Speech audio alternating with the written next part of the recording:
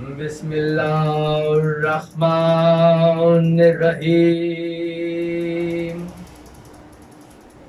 الحمد للہ رب العالمین الصلاۃ والسلام علی اشرف الانبیاء والمرسلین وخاتم النبیین سیدنا نبینا وحبیب قلوبنا وطبیب نفوسنا وشفیع ذنوبنا المصطفى الامجد محمود الاحمد ابی القاسم محمد صلی اللہ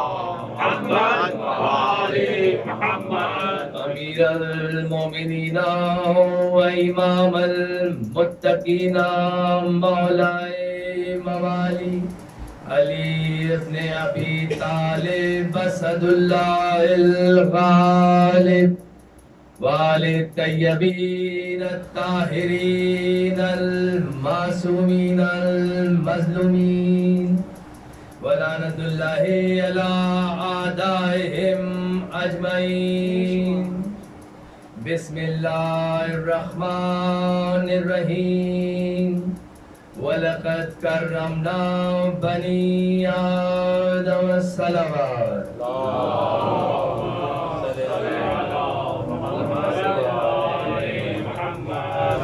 مومنین کرام، گزشتہ سے پیوستہ کل ہم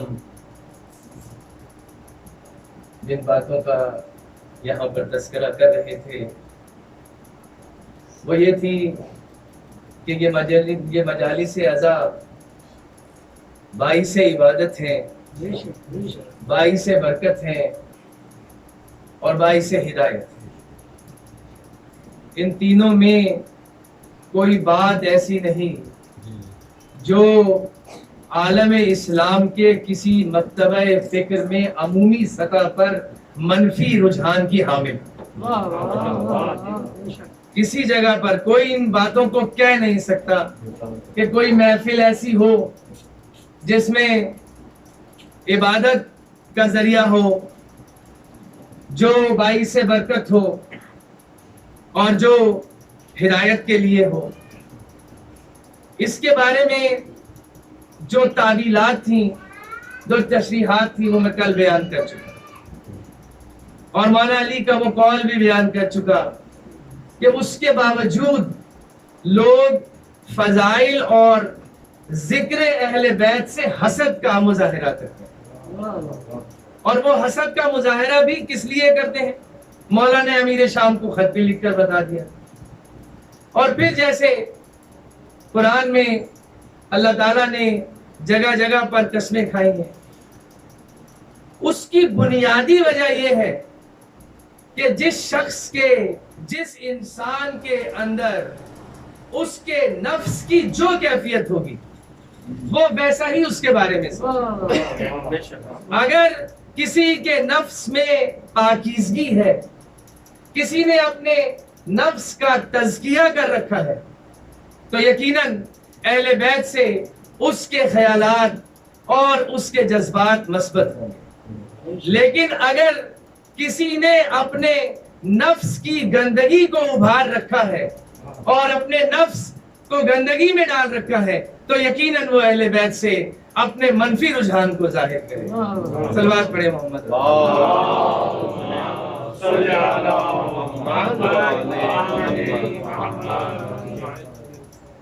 خدائے بزرگ و برتر نے سورہ شمس میں جس طرح سے ارشاد فرمایا وَالشَّمْسُ وَالضُّحَاهَا وَالْقَمَرُ إِذَا تَلَاهَا، یہ قسم ہے سورج کی اور قسم ہے چاند کی جو اس کے بعد آتا ہے۔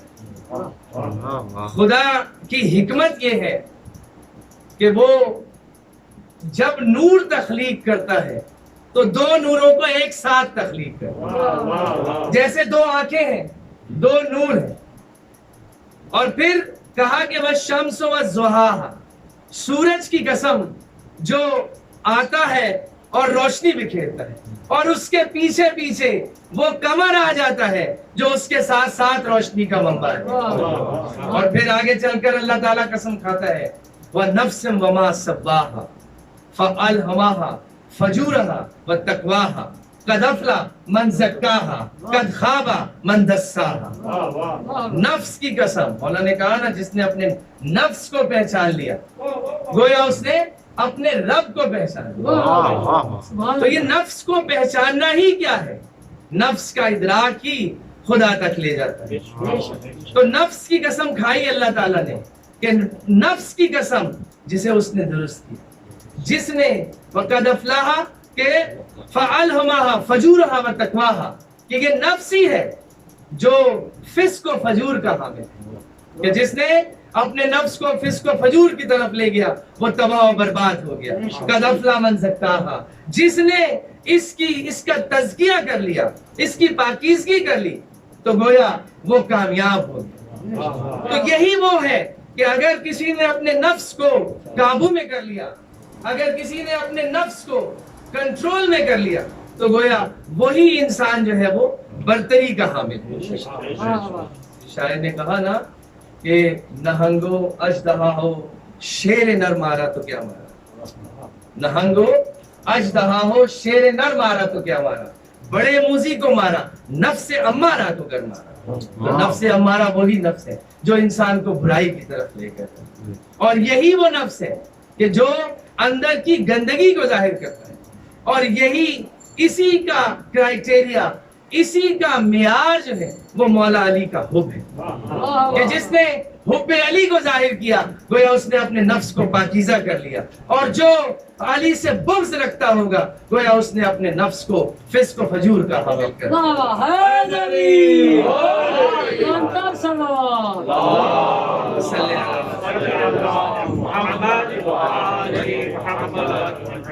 اور اس طرح سرنامہ کلام کے طور پر میں نے ایک آیت کا حوالہ دیا, ایک آیت کی تلاوت کا شرف حاصل کیا کہ وَلَقَدْ كَرَّمْنَا بَنِي آدم, کہ ہم نے آدم کو, بنی نو انسان کو عزت, وَحَمَلْنَهُمْ فِي الْبَرِّ وَالْبَحْرِ کہ اسے ہم نے حملناہم سواریاں دی خشکی اور تری کی, وَرَزَقْنَاهُمْ کہ ہم نے اس کو رزق دیا, کہ ہم نے اس کو پاک اور پاکیزہ رزق دیا, اور پاکیزہ روزی کے ذریعے پاک کھانے پینے کی چیزیں, وَفَضَلْنَاهُمْ عَلَىٰ كَثِيرٍ مِّمَّنْ خَلَقْنَا تَفْضِيلًا کہ اسے ہم نے بہت سی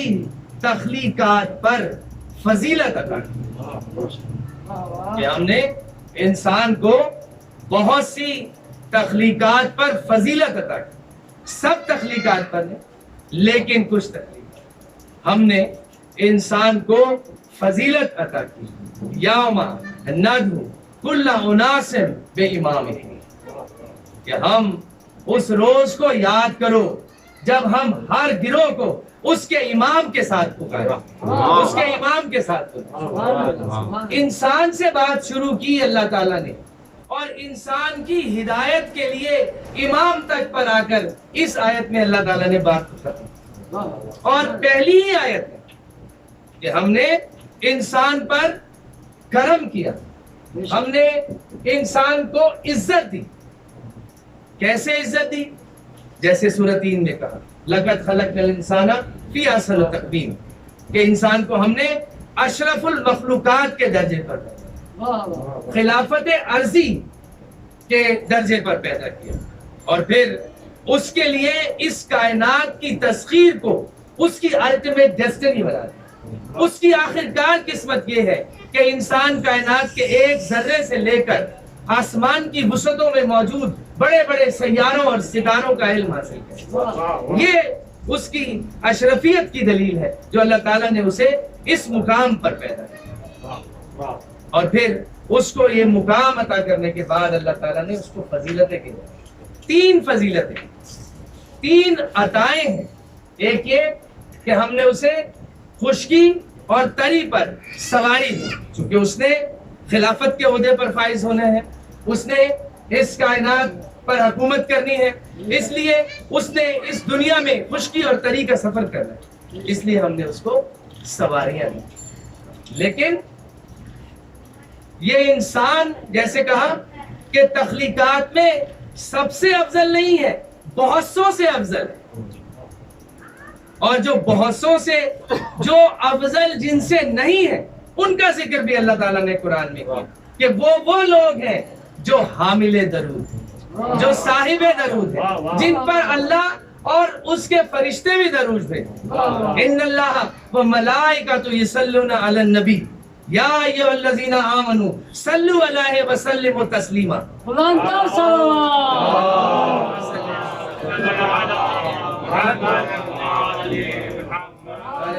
تکبیر, اللہ اکبر, رسالت یا رسول اللہ, کل ایمان لالا حیدری. جو صلوات ہے کہ اللہ تعالیٰ فرما رہے ہیں کہ فرشتے اور خود اللہ رسول اللہ پر صلوات بھیجیں, درود بھیجیں.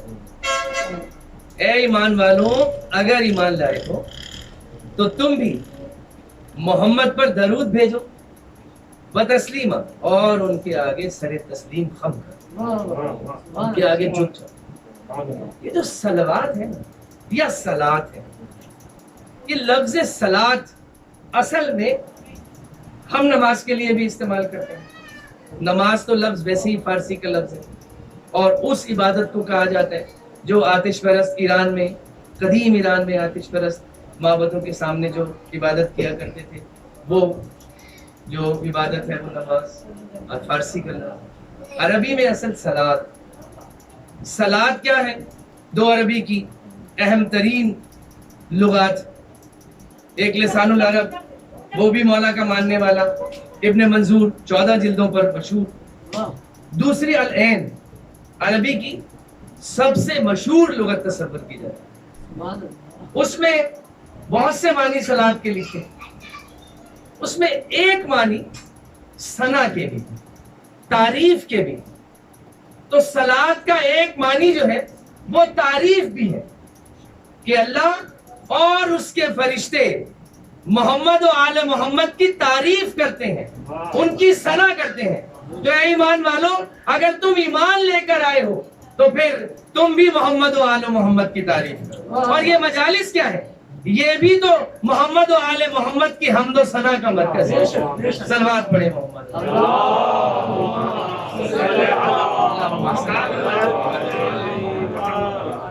تو اب یہ بات طے ہو گئی کہ وہ انسان جو اشرف المخلوقات کے درجے پر فائز ہے, وہ اس کو بھی بہت سی فضیلتیں ملی ہیں, لیکن وہ فضیلتیں ولایت تشریعی کی فضیلت. لیکن وہ لوگ جو اس سے ابتر, جو اس سے بڑھ کر ہیں, جو اس سے بالا تر ہیں, وہ ولایت تکوینی کی منزل پر کہ انہیں اللہ تعالیٰ نے معجزات دے رکھے ہیں, اور ان کی تخلیق کا مقصد انسانوں میں اس لیے ہے کہ انسانوں جیسے صورتوں میں انہیں تخلیق کیا جائے, ورنہ وہ بہت پہلے کہیں اعلیٰ العین میں ان کی تخلیق ہو جائے. تو پھر ان کی نعمتیں بھی عام انسانوں سے بڑھ کر ہوں گی. جب ہم کہتے ہیں کہ یہ سواری ہے, کہ ہم نے سواریاں عطا کی ہیں, کہ ہم نے سواریوں کے ذریعے عزت دی ہے, تو عام آدمی کی سواریوں میں اور ان کی سواریوں میں یقیناً فرق ہے. اور ان کی جو سواریاں ہیں ان کے لیے قرآن بھی قسم بھی کھاتا ہے اور قرآن میں ذکر بھی کرتا ہے. سورہ والعادیات والعادیات ضبحا فالموریات قدحا فالمغیرات صبحا. ان گھوڑوں کی قسم جو جب دوڑتے ہیں تو ان کے پاؤں سے چنگاریاں نکلتی ہیں. ان گھوڑوں کی قسم وہ جب ہانپتے ہیں تو ان کی سانسوں سے جو گرم ہوا نکلتی ہے ان کی قسم کھانا ہے. اب اس سورت کی اور ان آیات کی شان نزول کیا ہے کہ یہ اس سے اس کی شان نزول یہ ہے کہ ایک جنگ ہوئی جسے جنگ ذات السلاسل کہا جاتا ہے، زنجیروں والی جنگ۔ بزرگوں کے علم میں ہے، وہ بچوں کے لیے بیان کرتا ہوں کہ وہ زنجیروں والی جنگ اس لیے کہا جاتا ہے اسے کہ شام اور مدینے کے درمیان ایک وادی ہے یابس کے نام سے، وہاں پر آ کر وہاں کے لوگ اور اس کے ارد گرد کے لوگ کو 12,000 کے قریب یہودی جمع ہوئے اور مدینے کے قریب آ گئے اور کہتے تھے کہ نعوذ باللہ 2 ہی لوگ ہیں جنہیں ہم یا تو نعوذ باللہ قتل کریں گے، ایک محمد اور ایک علی، یا تو انہیں قتل کریں گے یا پھر ہم انہیں زنجیروں میں باندھ کر لے کر جائیں گے۔ یہ جب بات رسول اللہ تک پہنچی اور انہوں نے آ کر محاصرہ کیا تو مولا علی پیچ و تاب کھاتے تھے کہ میں کسی طرح سے میرے بھائی محمد کے بارے میں جو ایسا کہتا ہو میں کسی طرح سے ان سے جنگ کر دوں، لیکن اول رسول اللہ نے 4,000 لوگوں کا لشکر ان کے پاس بھیجا کہ وہ جائیں ان سے بات کریں اور پھر ان کو قائل کرنے کی کوشش کریں اور اگر جنگ بھی کرنی پڑے تو جنگ۔ لیکن رسول نے ایک بات اور بھی کہی کہ دیکھو ہر حال میں مثبت جواب لے کر آنا، بھاگ کر نہ آنا، واپس نہ بھاگ کر آنا۔ اور جب یہ لشکر گیا، ضرورت نہیں ہے ان لوگوں کا ذکر کرنے کی، آپ سب کے اذہان اس بات کو سمجھتے ہیں کہ وہ کون لوگ تھے جو 4,000 کا لشکر لے گئے۔ وہ 39 دن بھی جاتے رہے جو خیبر کے فتح کرنے کے لیے، آج بھی بھیج دیا۔ تو جب یہاں پر گئے تو وہاں پر انہوں نے ایک دم سے 12,000 کا لشکر دیکھا، ان کا غم و غصہ دیکھا تو خوفزدہ ہوئے، بات کرنے کی کوشش کی، نہیں بات ہوئی تو واپس آ گئے۔ تو رسول اللہ نے کہا کہ بھائی میں نے تو تمہیں بھیجا تھا کہ تم واپس نہ آنا، تم یہ کیا جو ہے اس طرح راہ فرار اختیار کر کے واپس آ گئے۔ انہوں نے کہا کہ یا رسول اللہ وہ تو بڑے سخت لوگ ہیں، وہ تو زنجیریں لے کر آئے ہیں، لوگوں کی زنجیروں میں جکڑ دینا چاہتے ہیں، وہ تو اگر ہم واپس نہ آتے تو وہ تو شاید ہمارے ساتھ بھی بہت برا سلوک کرتے۔ انہوں نے کہا، آپ نے کہا کہ اچھا ٹھیک ہے، اب کل میں اس کو بھیجوں گا جو کرار ہوگا، جو غیر فرار ہو۔ اب جب صبح جانے کے لیے کہا، مولا علی کو حکم دیا کہ صبح سے کچھ دیر پہلے آپ چلے جائیں اور جیسے ہی صبح ہونے والی ہو، ابھی کچھ اندھیرا ہو تو پھر آپ حملہ کریں۔ اور تمام رات مولا علی پیچ و تاب کھاتے ہیں، کہنے لگے یا رسول اللہ مجھے اکیلا ہی بھیج دیجیے، میں اکیلا جاتا ہوں۔ ان کی جرت کیسے ہوئی کہ یہ آپ کو اس طرح سے جو ہے وہ پکڑنے کی بات کریں، آپ کو نعوذ باللہ قتل کرنے کی بات کریں۔ خیر ایک لشکر لے کر مولا علی صبح روانہ ہوئے اور گئے، اور جب وہاں پر پہنچے تو پھر یہ آیتیں نازل ہوئی، سورہ العادیات جو ہے وہ نازل ہوئی کہ وہ والعادیات ضبحا، ان گھوڑوں کی قسم کہ جو جب دوڑتے ہیں تو ہانپتے ہوئے اپنی گرم سانسیں نکالتے ہیں۔ انسانوں کی عظمت کی بات ہو رہی ہے، انسانوں کی سانسیں بھی اگر ہمارے قریب سے آ رہی ہو تو ہم دور ہو جاتے ہیں کہ بھائی ذرا تھوڑی دور ہو کے بات کرو۔ یہ تو گھوڑوں کے سانسوں کی قسمیں ہیں جس میں قرآن، جس کی قسم قرآن کھا رہا ہے اور اللہ تعالیٰ قسمیں کھا رہا ہے کہ وہ ان کے سانسوں کی قسم کہ وہ جب دوڑتے ہیں اور پھر کیا ہے کہ اس کے بعد جب وہ آگے جاتے ہیں تو ان کے قدموں سے، ان کے نالوں پہ جو وہ لوہا اور پتھر رگڑا جاتا ہے تو اس میں سے چنگاریاں نکلتی ہیں، ان چنگاریوں کی قسم، ان چنگاریوں کی قسم۔ اور پھر جب وہ آگے جاتے ہیں وَأَسْرَنَ بِهِ نَقًا، تو وہ ان کے دل میں، اس لشکر کے دل میں گھس جاتے ہیں۔ اور پھر مولا علی نے ایسے ہی کیا، جب مولا علی نے ایسا کیا ان کو شکست دی تو پھر انہیں ہی زنجیروں میں باندھ لیا، اور انہیں جب زنجیروں میں باندھ کر لے کر آ رہے تھے تو ادھر رسول فجر کی نماز پڑھا رہے تھے۔ جب دوسری رکعت کی دوسری سورت پڑھنے لگے تو آپ صلی اللہ علیہ وآلہ وسلم نے اسی سورت کی آیات جو بسم اللہ ملا کر 11 آیات ہیں، اسی سورت کی تلاوت فرمائی. جب نماز ختم ہوئی تو صحابہ نے پوچھا یا رسول اللہ یہ کیسی آپ نے سورت پڑھ دی؟ اس میں تو گھوڑوں کا ذکر ہے، اس میں تو نالوں کا ذکر ہے، اس میں تو گھوڑوں کی سانسوں کا ذکر ہے. تو کہا کہ ہاں اللہ تعالیٰ نے جبرائیل کے ذریعے جو ہے یہ بھیجی ہے اور یہ خبر سنائی ہے کہ علی نے اس جنگ کو فتح کر لیا ہے. ابھی آپ یہ بات کر ہی رہے تھے کہ مولا علی فرح کا نکارہ لے کر وہیں پر حاضر ہوں گے. گندر صلوات.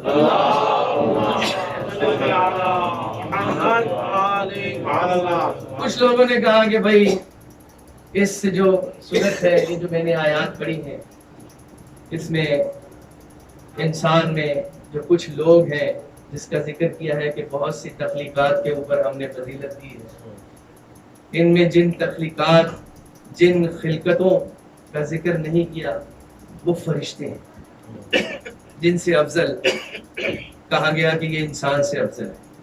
لیکن تمام مکاتب فکر میں یہ بات واضح ہے کہ فرشتے انسان سے بہتر نہیں، فرشتے سے بہتر ہے انسان بنا، مگر اس میں پڑتی ہے محنت زیادہ.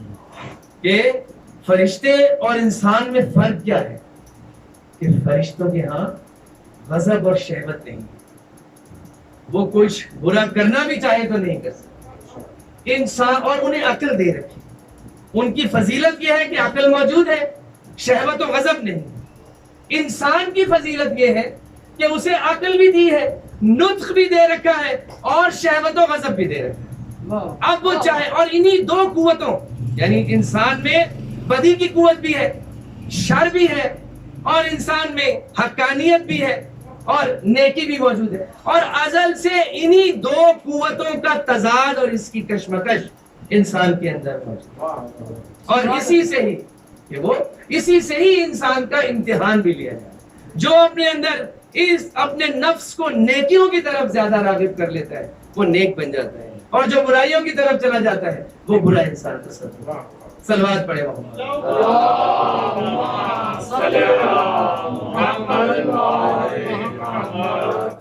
سامعین محترم، آپ میرے ساتھ چل رہے ہیں نا، آپ کے سماعتیں ساتھ ہیں میرے، تو آج تھوڑا سا مجھے وقت دیجیے گا، اس لیے کہ کل بھی میں نے وقت کی تنگی کی وجہ سے مختصر کر دی، لیکن وہ تمام مطالب میں انشاءاللہ آج بیان کروں گا، لیکن زیادہ وقت نہیں لوں گا. اگر آپ لوگ میرے ساتھ چلتے رہے، باہر سے بھی لوگ ماشاءاللہ جو ہے میں اس کا دے رہے ہیں جواب. صلوات پڑھے محمد والے. اللہم صلی علی محمد وعلی محمد. برائے تجلیل ظہور امام زمان السلام بلند تر صلوات. اللہم صلی علی محمد وعلی محمد.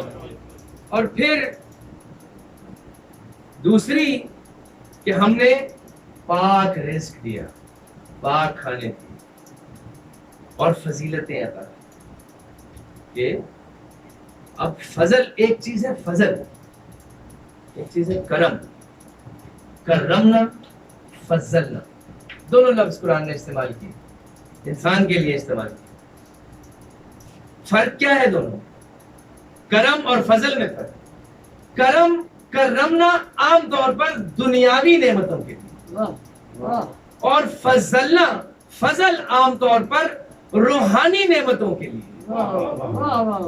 روحانی نعمتوں کے لیے فضل کا استعمال. اور فضل ان کے ساتھ ہے جس کو اللہ تعالیٰ نے، جنہیں اللہ تعالیٰ نے فضل اپنی مشیت سے فضل کرنے کا اندیا اور حکم دے رکھا ہے اور صلاحیت دے رکھی ہے، وہی فضل کرتا. چاہے عدالت کیسی ہی کی، راہب عدالت کہتی تھی کہ راہب کو بیٹے نہیں مل سکتے، لیکن پھر بھی کسی کے فضل نے اسے 8 بیٹے عطا کر دیے. عدالت اور ہے، فضل اور ہے. عدالت وہ جو اس نے لکھ دی، فضل جو ان کو اس نے عطا کر دیا، جو آگے تقسیم کر دیتے. اور رزق طرح طرح کا رزق، جنت کا رزق، ایک جنت کے کھانے، جنت کے میوے، اور ایک دنیاوی نعمتیں، دنیاوی کھانے.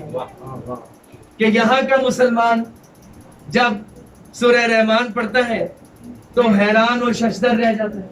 کیسے کیسے کھانے ہیں, کیسی کیسی چیزیں ہیں, کیسی کیسی بوٹیاں ہیں, کیسی کیسی نہریں ہیں, کیسے کیسے مشروبات ہیں. لیکن پریشان نہ ہو, ان مشروبات کے حاکم تو وہ ہیں جو سید شباب الجنہ ہے, حسن و حسین ہے. اور یہاں پر جو در سیدہ ہے, جو در بطول ہے, جو در مولائے علی ہے, اس در پر جو لوگ بیٹھے ہوئے ہیں وہ ان کھانوں کے متمنی نہیں ہے. کیوں نہیں ہے؟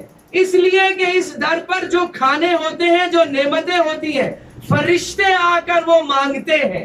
اور اس در کے جو لوگ ہیں وہ جنت میں جانے اور عرش کی تمنا نہیں رکھتے. یہی وہ خوبی ہے کہ اقبال نے کہا نا تاجدار حل عطا. اقبال نے جو فارسی اپنی طویل نظم ہے, مثنوی ہے, اسرار خودی اور رموز دیکھی, اس کے بعد ایک مختصر نظم لکھی بی بی فاطمہ کی شان, در مداح سیدہ بطول فاطمہ. اس میں اقبال نے موازنہ کیا عیسیٰ کا اور مریم کا اور بی بی فاطمہ. تو اس میں اقبال نے صلوات پڑھے محمد,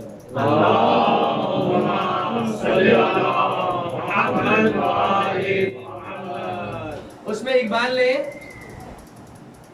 حضرت فاطمہ, سیدہ طاہرہ اور حضرت مریم عیسیٰ کی والدہ اور عیسیٰ کا مریم از یک نسبت عیسیٰ عزیز, اس سے نسبت حضرت زہرا عزیز, کہ مریم کو ایک نسبت تھی, ایک معصوم کی, وہ حضرت عیسیٰ کی. اور حضرت زہرا کو 3 نسبتیں ہیں معصومین سے. بانویا دختریا رحمت للعالمین, کہ وہ دختر ہے رحمت للعالمین. بانویا تاجدار حل عطا, مرتضی مشکل کشا شیر خدا, کہ وہ زوجہ ہے, وہ اس کی زوجہ ہے جس کے سر پر حل عطا کا تاج ہے. سورہ دہر نازل ہی مولا علی کی شان, سورہ انسان بھی ان کے دوسری جگہوں پر جو ہے وہاں پر لکھا گیا. سورہ علطہ بھی اس کا ذکر جو ہے مولا علی کے صبر پر نازل. واقعہ کیا تھا کہ ایک بار حسنین کریمین بیمار ہوئے, رسول اکرم تشریف لائے اور فرمایا کہ تم 3 روزے رکھو, منت مانو کہ نظر دیں گے اور ان کی صحتیابی کے لیے. صحتیاب ہو گئے حسنین کریمین, تو آپ نے جو کی روٹیوں سے لا کر دیا بیوی کو, مولا علی نے. رسول پاک اس میں شامل نہیں.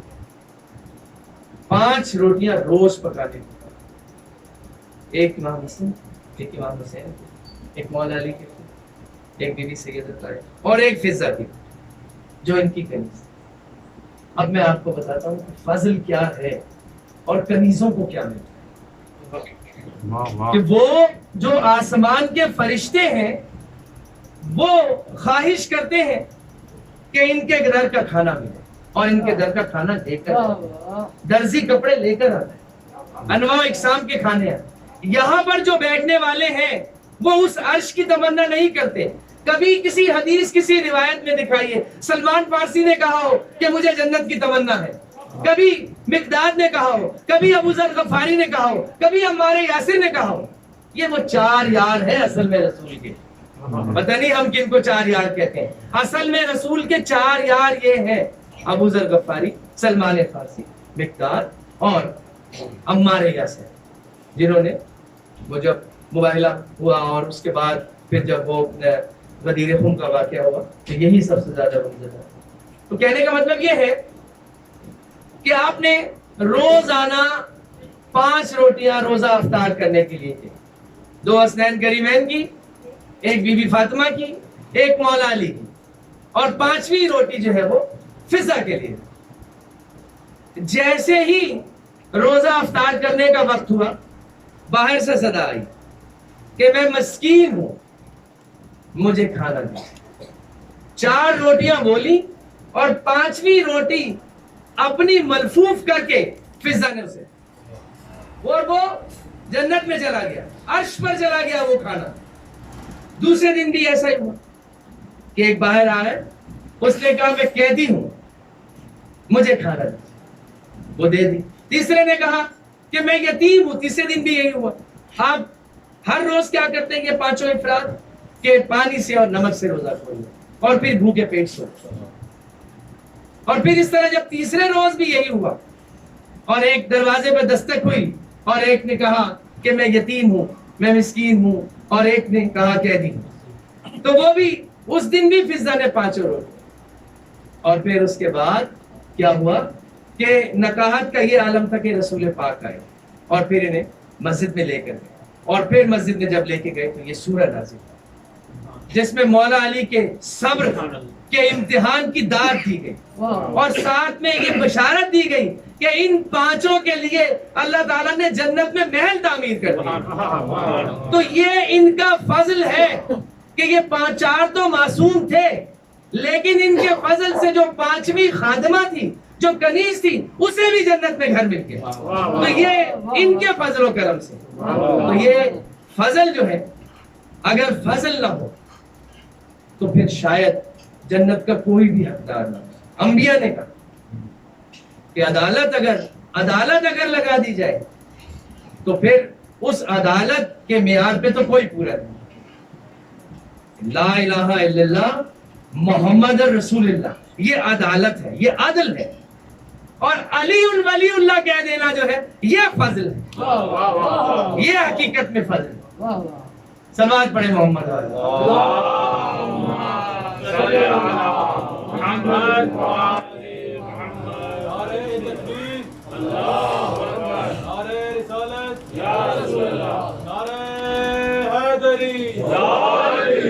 محمد والے محمد بلند سلامات۔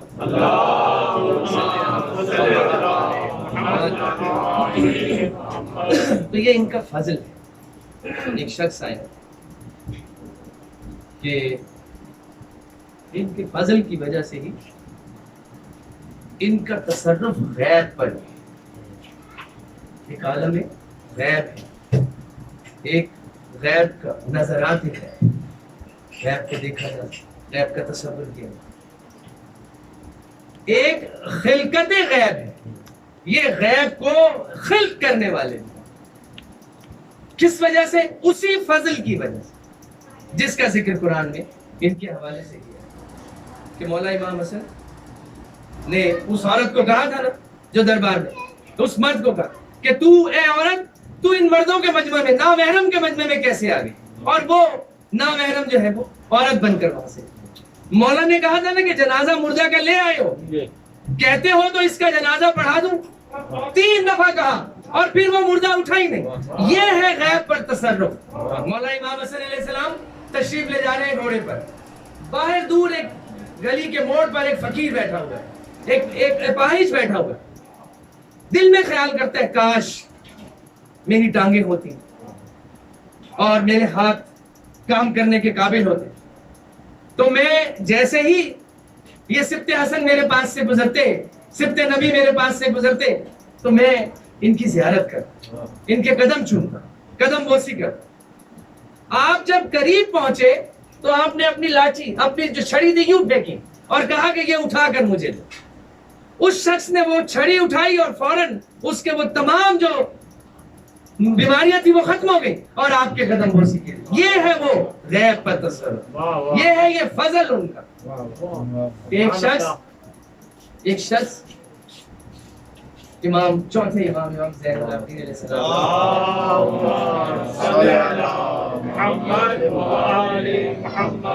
کی خدمت میں حاضر ہوئے، کہنے لگا کہ مولا بڑی غربت ہے، بڑی مسکینی ہے، دن گزرتے نہیں ہیں، کچھ کیجیے.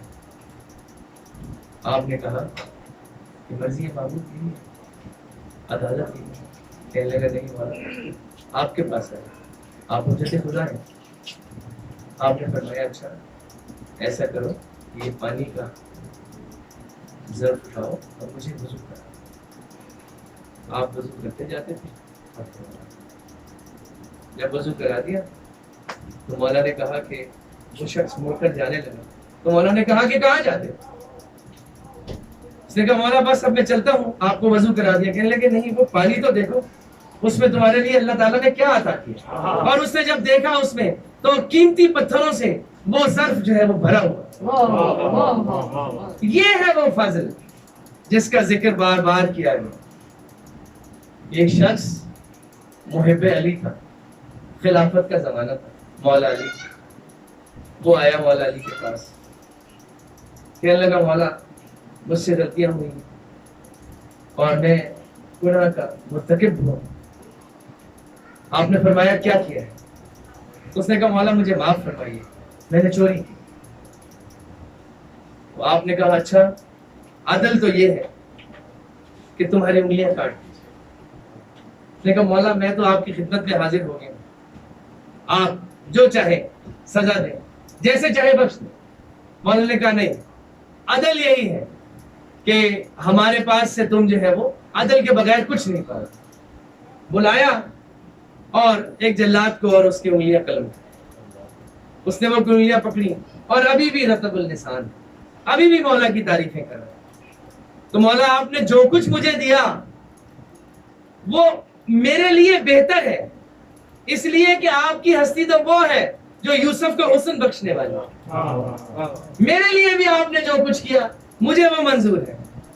میں آیا ہی اس لیے تھا کہ میں آپ کا محب ہوں. کہتا ہوا یہ جا رہا تھا، چلتا جا رہا تھا. آپ نے اسے واپس بلایا، کہا ادھر. اس کی انگلیاں پکڑی اور انہیں جوڑ کر اس کو یوں ہاتھ. جیسے ہی یہ ہاتھ کیا تو اس کی انگلیاں جوڑ دی. ہاتھ اس کا ویسے ہی سالم ہو گیا، بالکل سلامت ہو گیا. تو کہا مولا جب ان کو آپ نے اس طرح جوڑنا ہی تھا تو کاٹا کیوں تھا؟ کہا وہ عدل تھا، یہ ہمارا فضل ہے. صلوات پڑھے محمد.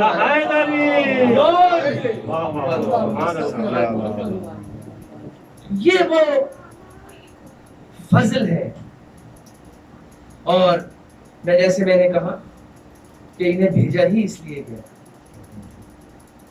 کہ یہ عام لوگوں کے روپ میں آئیں تاکہ عام لوگوں کو اچنبھا نہ ہو، عام لوگوں کو حیرانی نہ ہو، اور پھر عام لوگوں کے روپ میں آ کر یہ وارث انبیاء بن کر انبیاء کا فرض نبھائے. حسین کا کمال یہ کہ حسین نے اسلام کی نشاط ثانیہ، اسلام کی رینیسانس جس کو ایک مرتبہ پھر اسلام کا زندہ، وہ کام جو عہد نبی میں نہ ہو سکتا. رسول اللہ نے اگرچہ ان کی نشاندہی کی، اپنی محفلوں سے منافقوں کو اٹھا اٹھا کر باہر نکالا، وہ کام جو مولا علی کے دور میں نہ ہو سکتا. وہ کام مولا حسین نے ایک ویرانے میں آ کر، ایک بے آب و گیا میدان میں آ کر، کربلا کے میدان میں آ کر، اور اسلام کے چہرے پر منافقت کا جو نقاب چڑھا ہوا تھا، مولا حسین کی عطا یہ ہے کہ آپ نے اس نقاب کو نوش دیا. کہ ورنہ وہ جو سازشیں تھیں، وہ جو مدینے میں لوگوں کو قتل کیا گیا، مدینے میں لوگوں کو شہید کیا گیا، وہ سازشیں اسی طرح دبی کے دبی رہ گئیں، منظر عام پر نہ آ سکی. عثمان کا قتل کس نے؟ مولا امام حسن کے کو شہید کرنے والے، اگرچہ علم ہے لیکن اس طرح سے منظر عام پر نہ آ سکی. مولا حسین نے آخری وقت تک یزید کو وقت دے کر اپنے آپ کو یہ ثابت کر دیا کہ یہ اسلام کی نشاط ثانیہ ہے، اور اسلام سے منافقین کو الگ کر کے خالص لوگوں کے چہروں کو ظاہر. اور جب یہاں پر گئے تو کسی نے پوچھا کہ مولا آپ تشریف لے جا رہے ہیں تو وہاں پر کس لیے جا رہے ہیں؟ اتنے کم لوگوں کے ساتھ؟ آپ نے فرمایا میں شہید ہونے جا رہا ہوں. تو کہا مولا آپ شہید ہونے جا رہے ہیں تو پھر آپ ان بہنوں کو اور ان بچیوں کو ساتھ کیوں لے کر جا رہے ہیں؟ کہا کہ جو کام میں کروں گا اس کو اسلام کو بچانے کے لیے رسول نے کہا تھا کہ وَأَنَا مِنَ الْحُسَيْنِ، لیکن مجھے زندہ رکھنے کے لیے یہ میری بہن ام المصائب بی بی زینب، اور بی بی زینب نے بعد از حسین بن کر یہ ظاہر کر دیا، یہ ثابت کر دیا کہ کس طرح سے بھائی کے اوپر ہونے والے ظلم کو انہوں نے ظاہر، ہر قسم کے مصائب کو برداشت کیا. یہ وہ بی بی فاطمہ پر بھی بڑے مصائب جھوٹے، یہاں تک کہا کہ بابا جان آپ کے بعد مجھ پر وہ مصائب پڑے کہ اگر دن کو دنوں پر پڑتے تو وہ اندھیری راتوں میں تبدیل ہو جاتے، پہاڑوں پر گر پڑتے تو وہ ریزہ ریزہ ہو جاتے. لیکن رسول اللہ نے بی بی فاطمہ کو ام المصائب نہیں کہا بلکہ بی بی سیدہ زینب کو ام المصائب. مومنین، کل میں نے ام المصائب کا ذکر کیا، آج میں چاہتا ہوں کہ بنت المصائب، وہ بی بی جو بنت مصائب ہے، تاریخ کی ہر کتاب میں اس بی بی کا ذکر ہے. کہیں پر رقیہ لکھا گیا، کہیں پر سکینہ لکھا گیا. جب وہ ساتھ ساتھ چلتی تھی تو اگر ناکے سے گر جاتی تھی تو ان کے ناکے سے گرنے پر بی بی زینب اپنے آپ کو ناکے سے گرا لیا کرتی. زیارت ناہیہ میں جیسے میں نے کل ذکر کیا کہ امام زمانہ نے سلام پیش کیا، میرا سلام ہو میری اس جدہ پر کہ جس نے بی بی سکینہ کے گرنے کی وجہ سے کئی بار اپنے آپ کو ناکے سے اس طرح گرایا جس طرح روز عاشور عصر کے وقت مولا امام حسین نے اپنے آپ کو گھوڑے سے گرایا. یہ بی بی ساتھ ساتھ چل رہی ہے لیکن صبر بھی کرتی ہے. کہیں کہیں پر صبر کا دامن ہاتھ سے چھوٹ بھی جاتا ہے. چھوٹی بچی ہے، ایک جگہ پر جب آگے پہنچی تو سب مولا امام سجاد کے ساتھ بیٹھی ہوئی تھی. دیکھا کہ کہا کہ بھیا کیا ہوا، آپ اس طرح کیوں بیٹھے ہیں؟ کہا کہ بہن میرے پاؤں میں چھالے ہیں اور ان چھالوں میں کانٹے لگے ہوئے ہیں، میں ان کو نکالنا چاہتا ہوں. یہ بہن بیٹھ گئی، چھوٹی سی بہن ہے، 3.5-4 سال کا سن ہے. ایک ایک کانٹا بھائی کے پاؤں میں سے نکالنا شروع کیا، جبکہ پتا ہے کہ ابھی ان کے اپنے پاؤں میں بھی ایسے ہی کانٹے پڑے ہوئے ہیں. اجرکم اللہ. کہ میں آگے بیان کرتا ہوں کہ جب آگے چلی تو بی بی زینب بھی ساتھ ساتھ ہے، بی بی سکینہ بھی ہے. تو جہاں جہاں سے چلتی جاتی ہے تو عورتیں کہتی ہیں کہ یہ تمہاری عورتیں جو چلتی ہیں تو زمین سرخ کیوں ہو جاتی ہے؟ کہا کہ 6 مہینے سے حالت سفر میں ان کے پاؤں زخمی ہو چکے ہیں، تقریباً 6 ماہ ہو چکے ہیں. 28 رجب سے لے کر آج 21 محرم تک تقریباً 6 ماہ سے حالت سفر میں ہیں اور 11 محرم سے لے کر آج تک پیدل سفر کر رہے ہیں. ایک جگہ پر جب پہنچی تو ایک عورت آئی اور اس نے کہا کہ بی بی یہ کچھ کھجوریں میں لے کر آئی ہوں. کہا کہ ہم صدقہ نہیں لیتے، ہم سید ہیں، ہم آل نبی ہیں. کہا بی بی آپ میرے لیے دعا کیجیے کہ میرا شوہر باہر ہے اور میرے بچے یہاں پر ہیں. آپ دعا کیجیے کہ میری بچی جو آپ جتنی ہے وہ کبھی اس طرح سے یتیم نہ ہو اور اس طرح سے بے وطن ہو کر مصیبت کا شکار نہ ہو. تو ایک مرتبہ بی بی سکینہ نے کہا کہ اپنے بھائی سید سجاد سے کہا کہ بھیا میں چاہتی ہوں مجھے ایک بات بتائیے کہ ایک نبی تھے، جب میں بابا کے سینے پہ سویا کرتی تھی تو بابا مجھے نبیوں کی کہانی سنایا کرتے تھے.